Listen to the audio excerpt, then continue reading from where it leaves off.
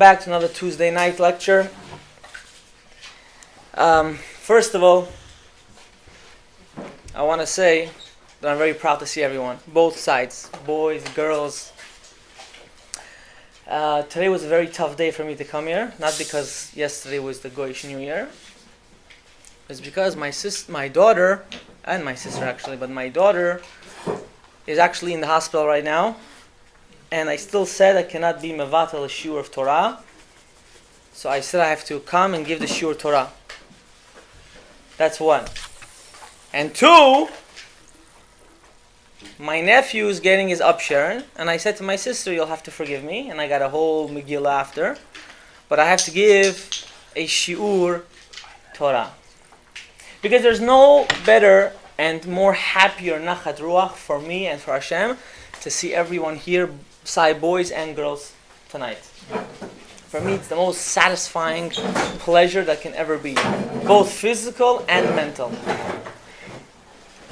Today's topic is going to be, what is happiness? You know, we live in an illusion. We live in a society, if not the most successful, the most golden age society. If you look just 100 years ago, they couldn't even imagine what we have nowadays. The phones, the cars, the transportation, the technology, the kaif, the enjoyment. You can go all over the world nowadays. You can do that in 5 years, you can go out throughout the whole world. And yet, we're still not happy. How is that possible? How is it that you can get anything in the palm of your hand and you're still not happy? That doesn't make sense. Maybe you guys have another interpretation of happiness. What do people think is happy? Make money, hustle, beautiful wife, good car, bodegi, show off, I have a nicer girl, I have a nicer guy, I'm over here, I'm over there. We have a variety of anything. Just look at the drug department. The amount of weed, of different section of weed you can smoke, forget about it. You can get lost in the dispensary nowadays.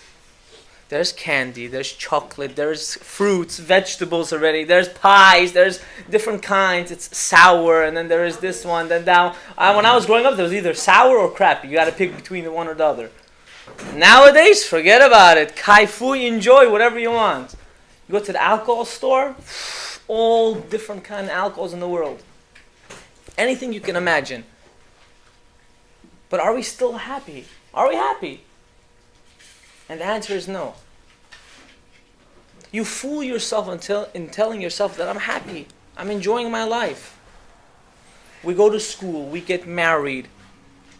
We go through our childhood. We have girlfriends. And we do everything to pursue what? Happiness. Pleasure. Pleasure is a form of a different midah, which comes to, at the end, happiness. The key in this life is to be happy. To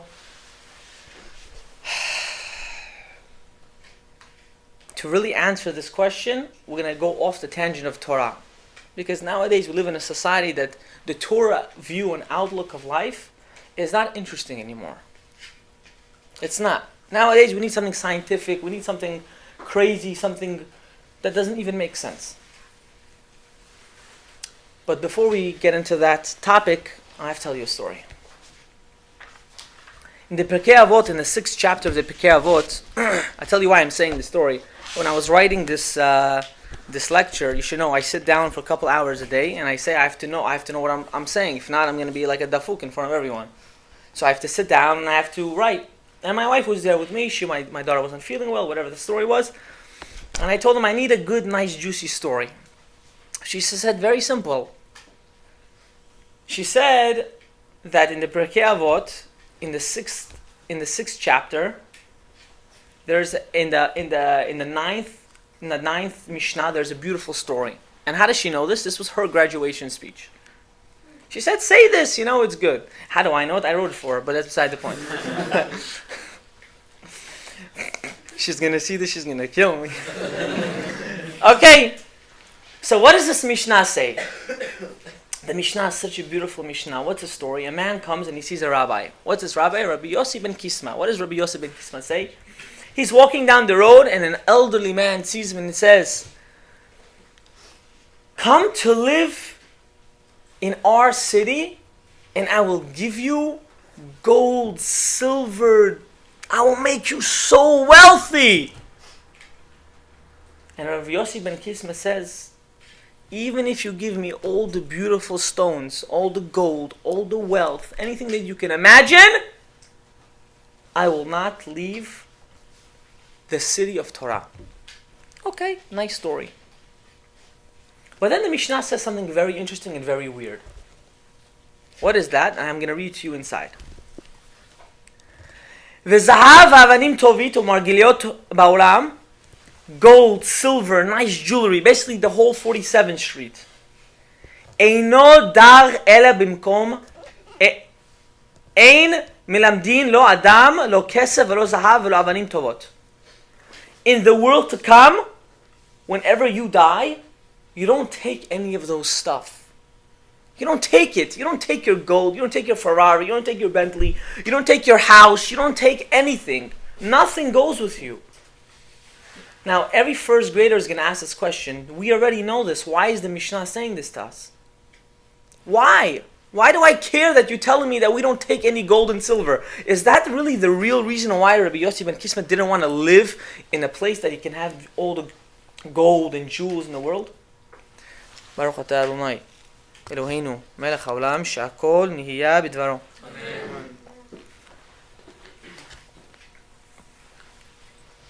So I heard a wonderful story. And I think this is the answer to the question. God bless you. There was a man, his name was Yaakov. And this Yaakov Habibi, he used to work 17 hours a day. He was a real estate agent. He used to buy, flip, sell, buy, flip, sell, buy, flip, sell. He had no time, nothing. He 80 years of his life. He used to work and work and work and hustle and work.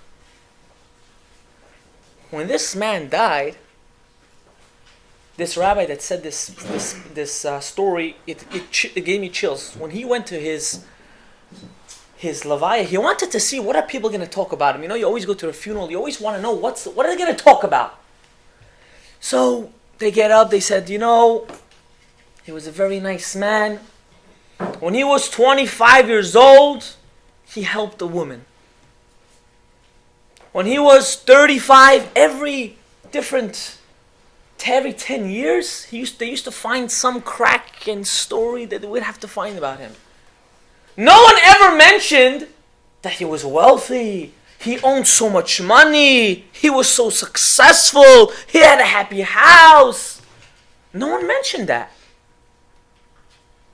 Why didn't anyone mention that? That should be your glory. If I was a truck, when I die, wouldn't someone? I think I would want someone to say, "Listen, I was the most wealthiest man in New York at the time. I had the Trump Tower," but no one's gonna even mention it. Why didn't anyone mention it? And that's what the Pirkei Avot was trying to say. That it's very simple. It's very logical that we're not gonna take anything to Olam Haba. It's a known fact. But what are people going to remember you for? Are they going to remember you for your money? They're going to remember that you drove a Bentley? They're going to remember you that you had so many industries that you were under your pocket? Or they're going to remember the small things that you did on the side for people? But what does that have to do with happiness? I'm about to explain to you. There was a psychologist, there is a psychologist, he's alive right now. His name is Robert Waldinger. That's his name, stupid name, but that's his name. He made a study. What was the study? This study has been going on for many, many years.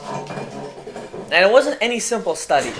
It's a study of Harvard. It's called Harvard Study of Adult Development. This study has been going on from 1938, close to almost more than 80 years, kimat. Now, what is this study? They took a whole bunch of men in 1938. The exact number is 724 men. And they took half of them that were Harvard students and half of them that grew up in poverty. You know, they didn't even have water in their house. They came from broken houses, and they made a study. What's a study? Every year, they have to talk about their progress of life. What's their progress? And they gave them medical exams. They did the whole 9 yards. Why? They wanted to know what makes the person happy. What's better to know whether the person is happy? By doing actual live tests. So they took these 724 men, and after so many years, they came to a conclusion. What was their conclusion?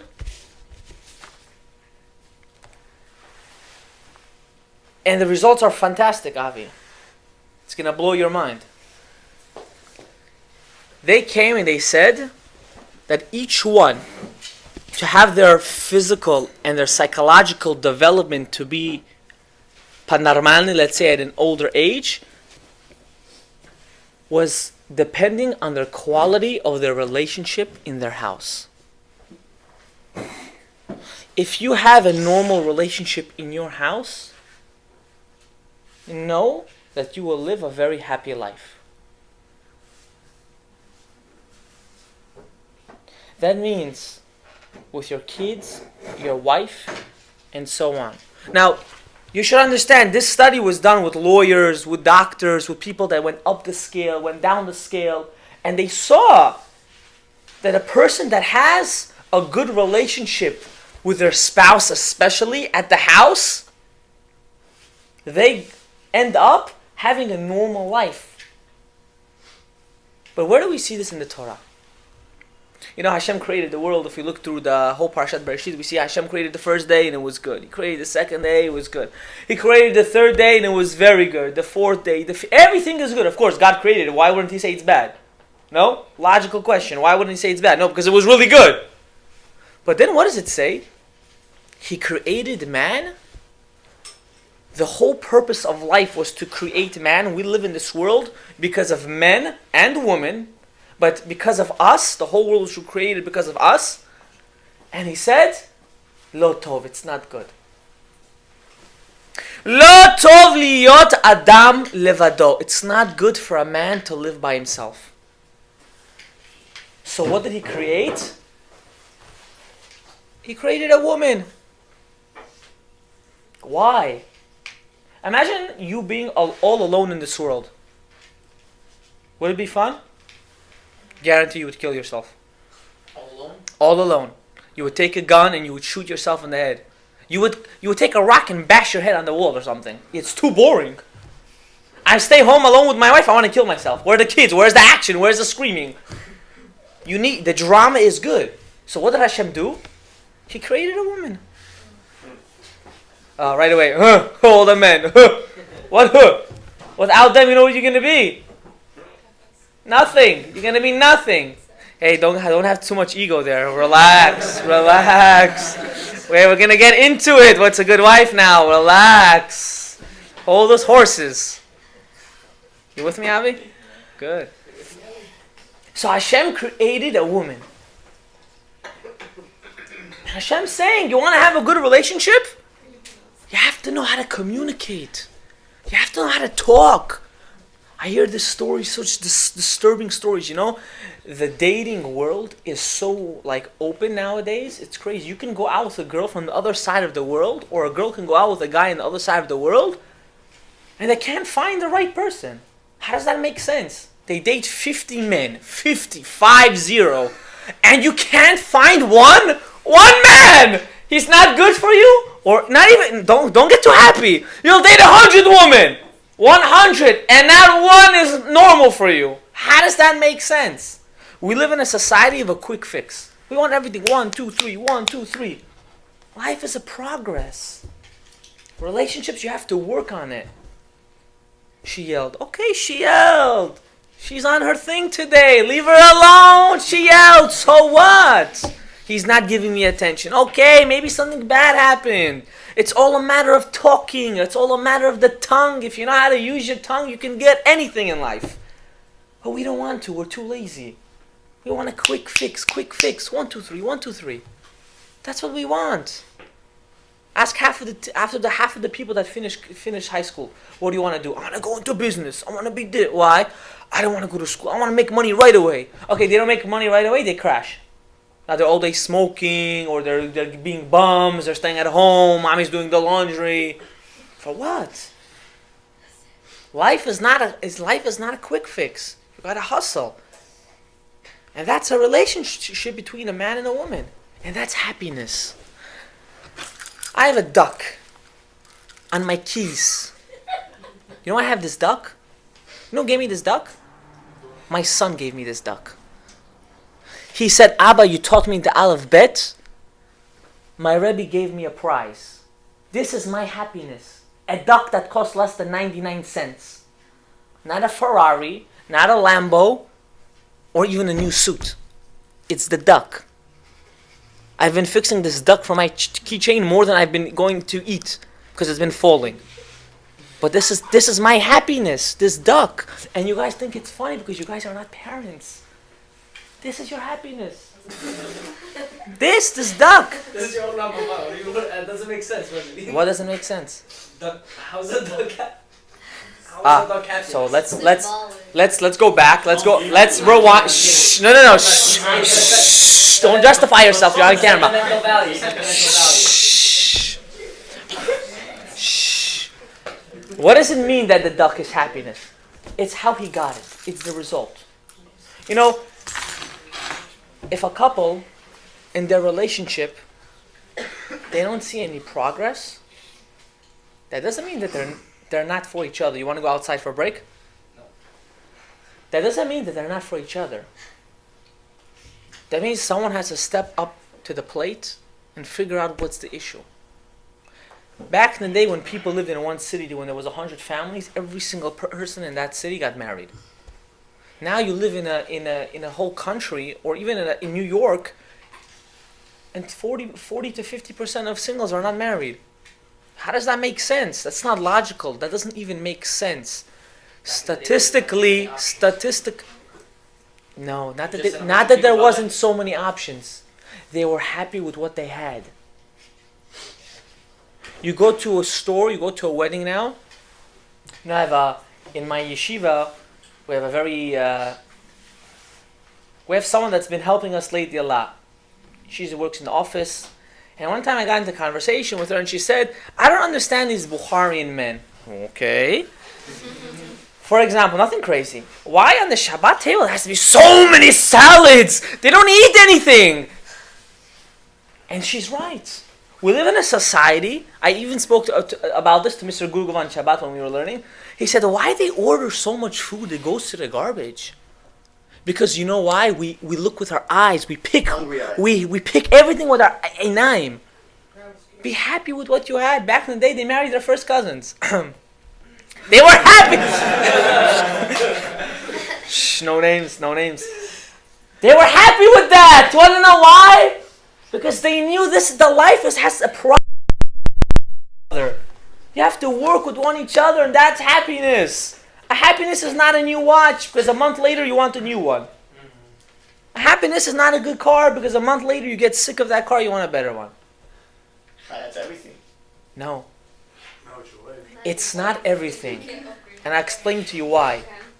It's very easy to say, yo, it's not working with my wife. Bye-bye, wife. I'm divorcing you, I'm getting a new wife. It doesn't work that way. I'm getting married, I'm committing myself to that person. I'm getting engaged, I'm committing myself to that person. Yeah, there are bumpy roads. The Ben Ish Chai says, you know exactly when you get aged, that's the exact time when all the problems happen. Every problem in the world you can imagine happens when you get engaged. Why? Satan wants you to break up. He wants you not to get married. He wants you to do shtuyot.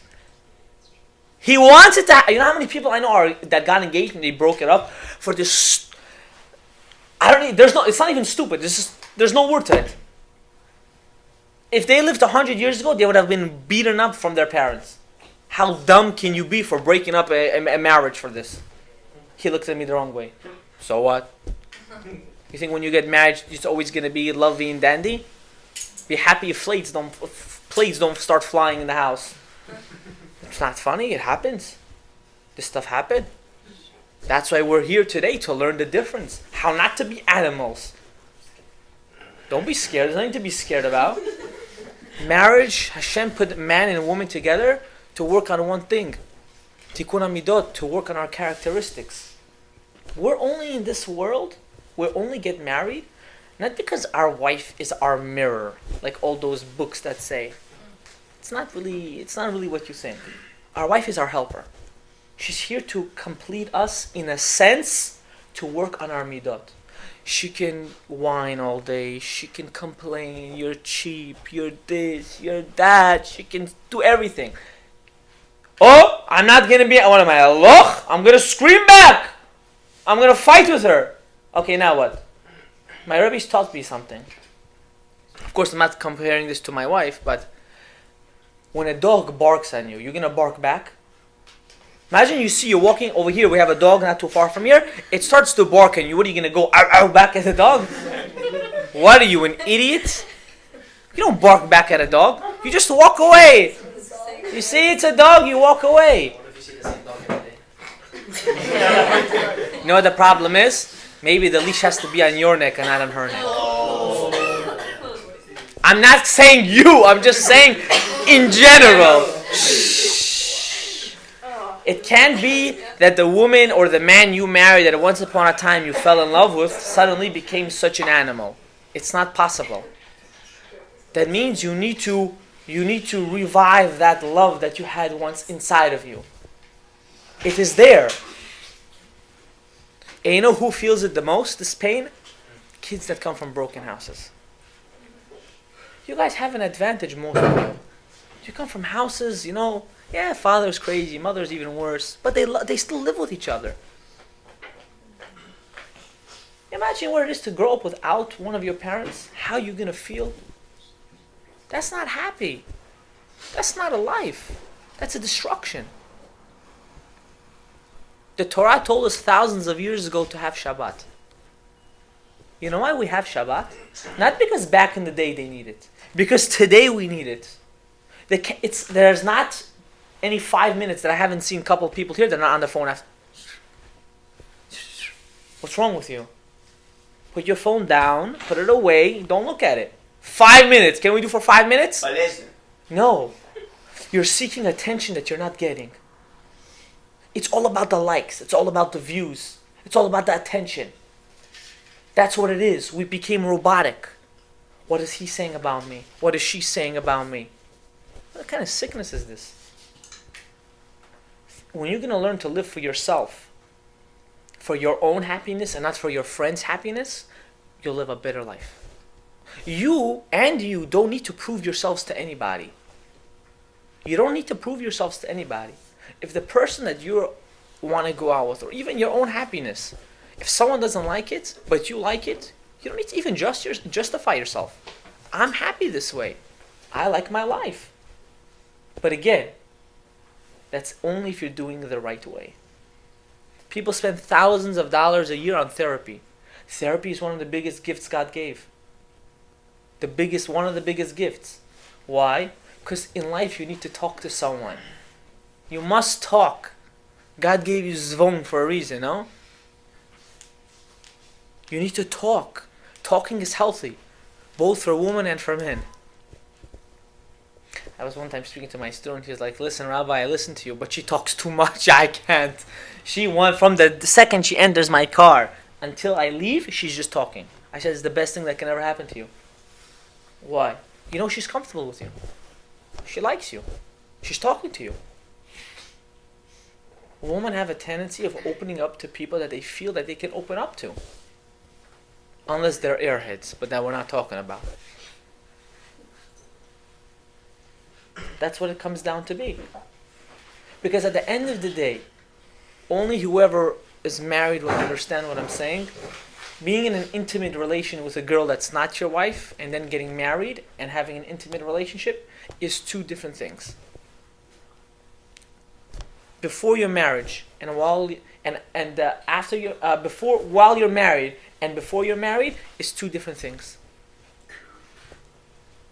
I'm sorry, I'm gonna say this in the camera. Back in the day, it was called bang bang ski ski. You know what I mean? You do what you gotta do and you run away. There's no. You know why you're not satisfied really? You don't have any emotional feeling towards the person. You just want to do the act and you want to run away. That's not happiness. And the same thing goes with alcohol and drugs. At that moment, it gives you the satisfaction. No, but that's a satisfaction of a lie. You see what I mean? I'm already back on the phone. It's an addiction. I don't blame you. It's a satisfaction for the moment. You want to know why? Because the next second when you're off it, you want to do it again.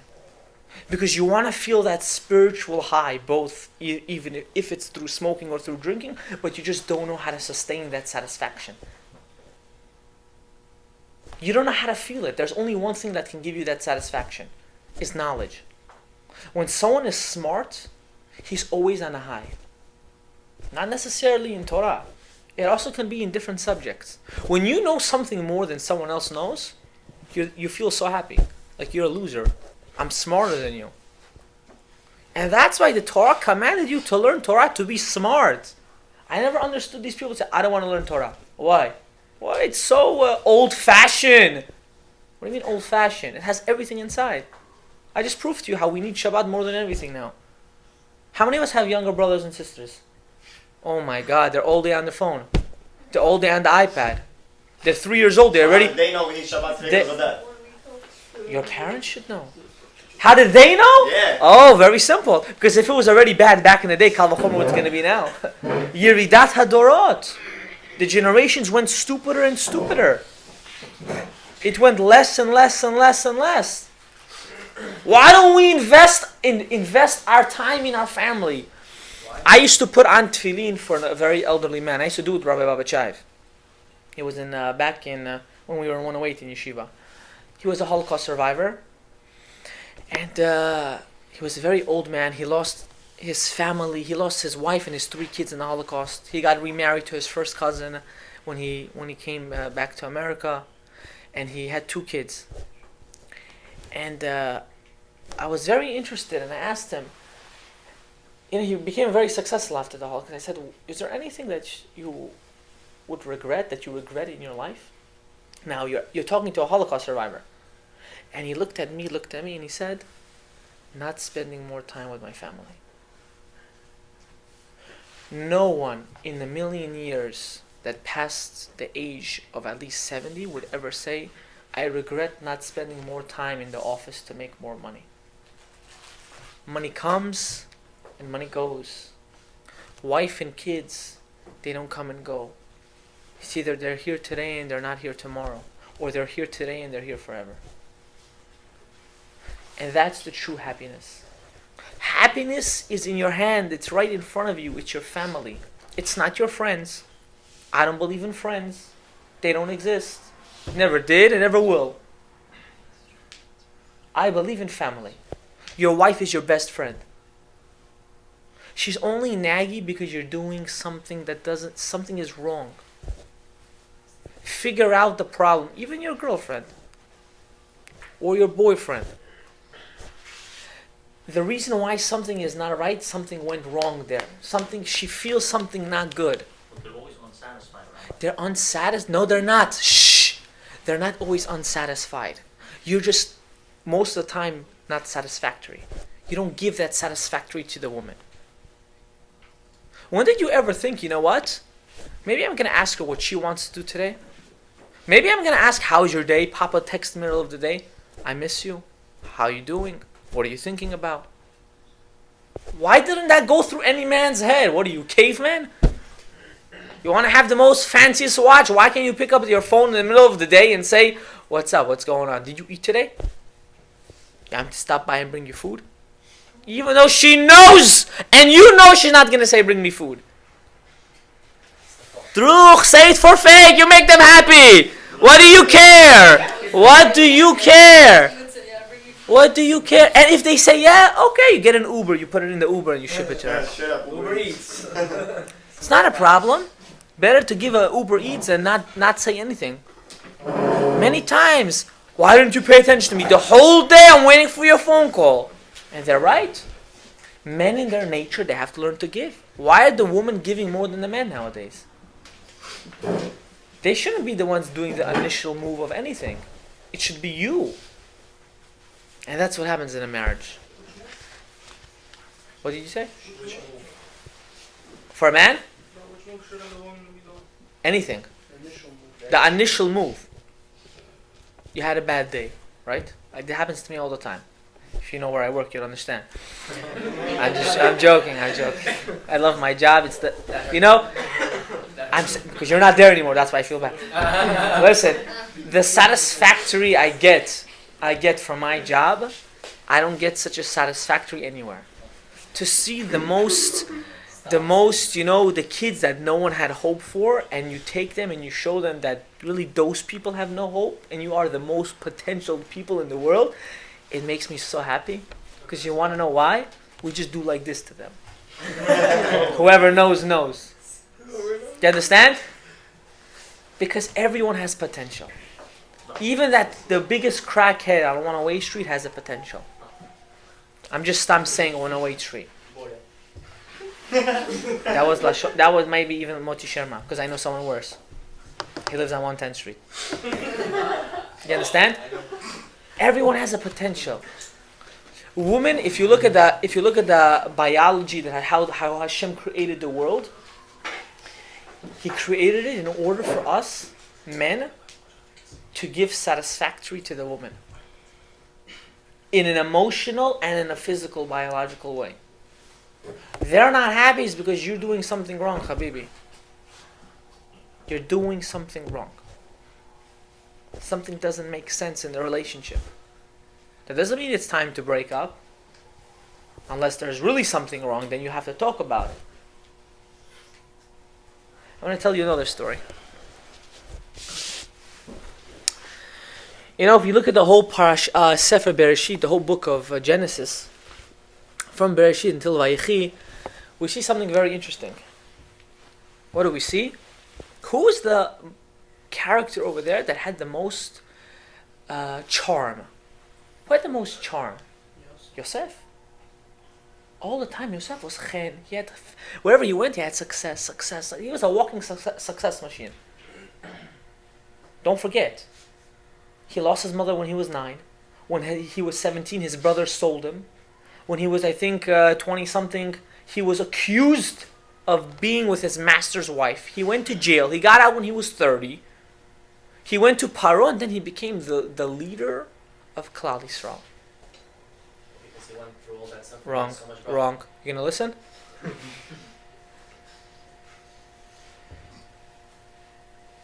At the end of the life, towards the end, what did Yosef say to his brothers? Don't be scared, for I won't do anything to you. For Hashem sent me here. Really, he said, because you, brother, sent me here. Why didn't he say because you, brother, sold me here? That's the truth, right? You sold me here. Say it as it is, Yosef. No, because you sent me here.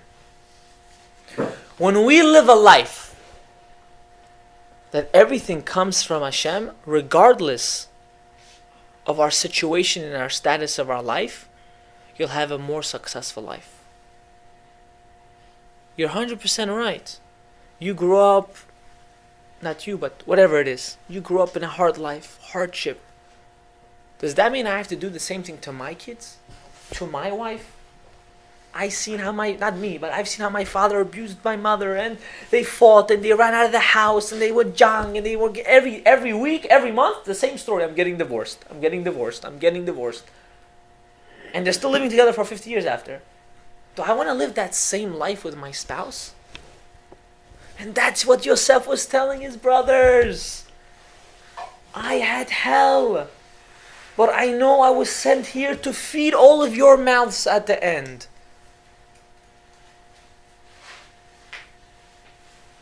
And that's the moral of happiness. You have to work with what you have. You know why the grass is always greener on the other side? Everyone says this. You know, he has it better. His wife is good. His mother's like this. And what the problem is? If you start watering the side that you live on, it will be as greener. You don't water your side of the grass. You're too busy looking at the other side. Water your side.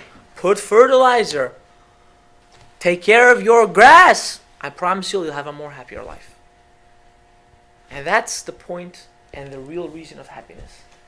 So next time you say, Rabbi, I smoke because I want to be happy. No, you smoke because you want to run out of reality. That's why. I'm not saying not to smoke. I never said that. I'm not saying to smoke. I don't want to get after this whole balagan. I'm just saying know what you're doing. And that goes to the girls too. Stop trying to impress. You don't need to prove anything to anybody. Because one day when you're going to get married, when you're not going to put off all that makeup, when you're not going to put on all the other garbage that you do, the husband's going to have a heart attack. Who would I marry? This is Malach HaMavet in my house. Chas v'shalom, I'm not calling any woman Malach HaMavet. I'm just saying a woman has to know her boundaries as well. There's the boundaries. How you can impress too. And I'm going to finish with this. And then we're done for tonight. There was a story about Rabbi Chia. Rabbi Chia in the Gemara, he had a wife. His wife was a tzaddiket. Her name was Bruria. She actually killed herself. We're not going to get into it. And she wasn't such. She was a tzaddiket, but she wasn't such a, I would say, such a great wife. To a point that after Rabbi Chia had his two boys, she made it that she should never be able to have kids again. What did she do? How did she trick him? At home, she said, listen, you're the Av Beit Din, you're the head of the court. Can I stop having kids? You did your mitzvah, you had two boys. I don't want to have no more kids. It's not a mitzvah for a woman to have kids. He told her at home, you're 100% wrong. We have to have more kids. So she dressed up in a different garment. She went to the Beit Din. The women were covered, they had sniut. And she asked the Rav Meir, she said, I have two boys already. Rav Meir, not knowing that this is his wife, what did he say? Al pi halacha, no problem. He comes home that night. He sees that she drank that certain seeds. It was a certain seeds of a certain fruit. She drank it, and he's like, wow, my wife tricked me. Not only that, his two sons died too. I'm not going to get into the story, but this is what I want to get into. Not really. No, not really. Not because of her. This is written in two. There's one in Chagiga, and Tani also brings a little bit of a hint of it. But really, Masechet Chagiga is full of Agadta. It's beautiful. Again, off topic. Let's get back into the topic. Rabbi Chia had a sister-in-law. Beautiful girl. You know, I'm not going to get into features now. Everyone uses his own imagination, but use it with snoot, of course. Number 11, this one was. And I'm going to explain to you why. The Gemara says how she used to walk. She lived in Rome, not in Rome, in Israel. And Israel that time was conquered by the Romans. A big portion of it. The Gemara says she used to walk with a very tight skirt. Nowadays they call it a pencil skirt. Listen, focus, stop now blushing everyone over here. She used to walk with a very tight skirt, and she used to make it that when she used to walk, one foot would end by the other foot. It would be like she would walk like this. Purposely, the Gemara brings down how she used to make all of her features used to move like that. The Gemara is not stupid. The woman should learn Gemara how to actually make themselves look better. That's how smart the Tanaim were. And she used to walk like that purposely. Why? To attract who? The Roman guards. She wanted to look beautiful. She didn't get the attention at home. You should know that. She used to walk like that, and after a couple of years, the Romans said, listen, she's beautiful. I get her tonight, you get her tomorrow. What are you going to say? Can't say anything. If not, they kill you. They did it Pogruzinski. They covered a bag over her. They seriously, until today, that's how they married their spouses. I'm not going to get into it. They put a bag over her. They took her to Rome. They did what they did with her. And they left her where? In the Beit Hazonot. They left her in the house of harlots. Wow. Remember, that's who a goy is. I want you to understand that. A goy, one day he likes you, the second he doesn't like you, have a great day. Bye-bye, Charlie. I can tell you thousands of stories in the Holocaust. Husband and wife, they lived with each other for 30, 40 years. Suddenly, they found out that they were Jewish. Bye-bye, he's not my husband anymore. You can take him. We have kids together. Take my kids too. Bye-bye. That's a goy. Shetidu lachem as a goy. I'm not racist, but I'm telling you a reality. Esav sonei Israel. Esav hates the Jewish people. And Rabbi Chia, no, it was really Rabbi Meir. I'm sorry, not Rabbi Chia, it was Rabbi Meir. He went to save his own sister-in-law. Why? How can a Jewish girl be stuck in the house of such a disgusting act? And what was the cause, Rabotai? Who caused it? She caused it herself. She wants to impress. She wants to live for the Shechina, not for the Shechina. She wants to live for the people, not for God. Who's going to marry me? I'm going to marry some guy with a long beard. He doesn't look so ugly. No. Not true. Probably religious. That's a pure Yonatanov comment. You understand? I'm flattered. You understand? That's not true, Rabotai. Yesh v'yesh, I guarantee you this for any girl. They would rather live with a guy with a beard from here to Yerushalayim, but know that they're going to be happy, than a guy that has no beard and know they're going to be miserable for the rest of their life. I'm not saying all guys with beards are good. I never said that. Forget the beard comment. I'm saying a guy that keeps Torah mitzvot, that knows that he's living for who? I'm living for God. I'm living for a wife. If you know, girls don't understand this. When a guy says, I have to go to Minyan, I have a shiur Torah, I have this, I have that, he's a good guy right away. Why? He has priorities. He lives with principles in his life. He has a set rule. But if you have a guy, Ratan, don't worry about it. Suddenly the girl's happy. I have a blatnoy guy. Okay, no problem. They get married. Next week, he's cheating on her. What happened? What is she going to do? Nafasiyach. That's it. She's done. She's done. But why? Because you thought what was important was really not important. Know your priorities, both men and women. And also for married people. You have a jewel in your house. You have a wife. You have kids. Put effort in them. They're your future. That's your life. Shetida lecha. That is your life. Your life is your kids and your wife. That's why you better pick a good one. And I hope to one day to be besameach in all of your weddings. Amen. And we can go be in happiness and more happiness. Baruch Adonai Leolam. Amen. Amen.